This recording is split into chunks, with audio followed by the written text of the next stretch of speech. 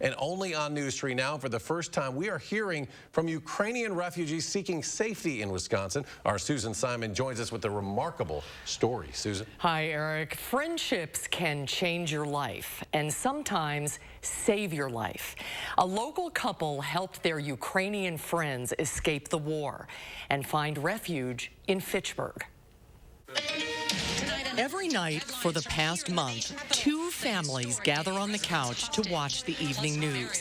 One with deep ties to Ukraine, the other from Ukraine. The devastation was clear to see. From the safety and serenity of a home in Fitchburg, Snizhana Bykova and her children, Arina and Daniil, stayed glued to the screen, watching the Russian invasion of their homeland. So all the people who were your friends, who were your family, what's going on with them, and in what conditions they are, and I cannot be happy. The family fled with the help of their Wisconsin friends, Anne and Jeff Munson, who they met through an international adoption in Ukraine. We knew we wanted to adopt two children the first time we adopted. The Munsons adopted their sons, Jacob and Alexander, from Ukrainian orphanages in 2004.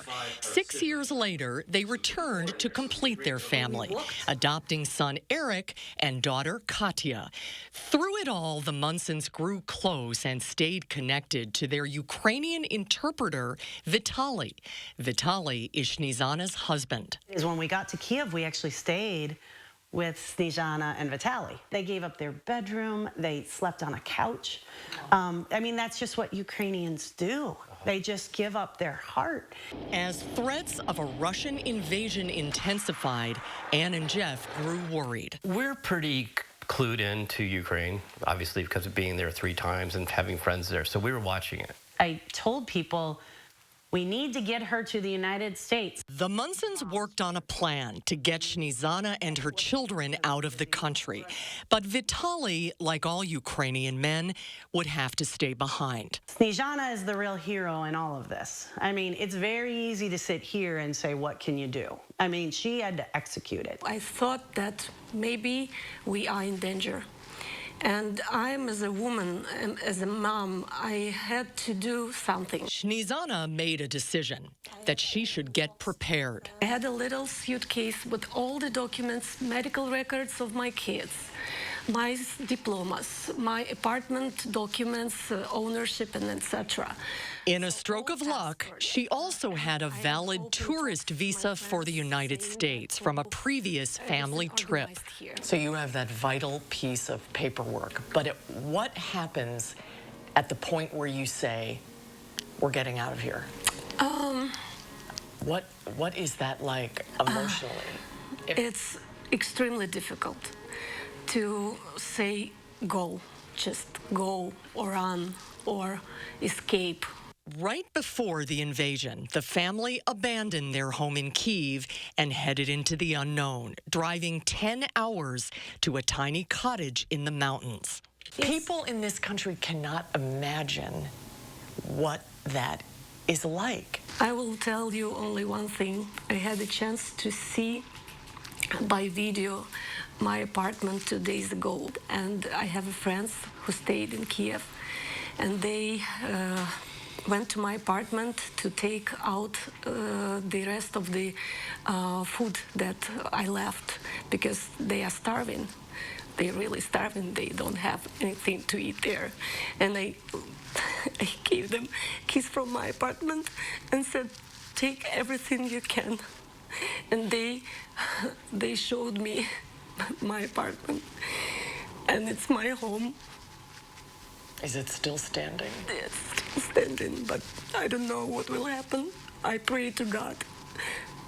Snizhana had to make the heartbreaking decision to leave her 74-year-old mother behind. And at the border in Romania, she had to say goodbye to her husband, Vitaly. How difficult was that? I can't even tell you. It's impossible to realize that you are more or less safe, but they are not. And how are you doing? Because we miss you so much. Well, I miss you too, guys. At this point, the family is still able to communicate with Vitaly by Zoom call. He is safe in western Ukraine, in the same place Anne and Jeff finally connected with Snizhana. What do you need? Yeah. Where are you? How can we help? How can we help? The Munsons bought airline tickets to get the three of them to safety. Flew from Bucharest to Paris and from Paris to Chicago. They arrived in Fitchburg on March 6th and are embracing a new chapter in America. My daughter started to attend real American elementary school, and she was so excited for the big yellow bus to come and pick her up. 9 people are now living together under one roof in the Munson home. Dear God, thank you for all the blessings that you brought us. Thank you for bringing good friends here safely from Ukraine. What's the family like with all these members here? Do you all pitch in and help cook and clean? I mean, not really. I'm not big on chores.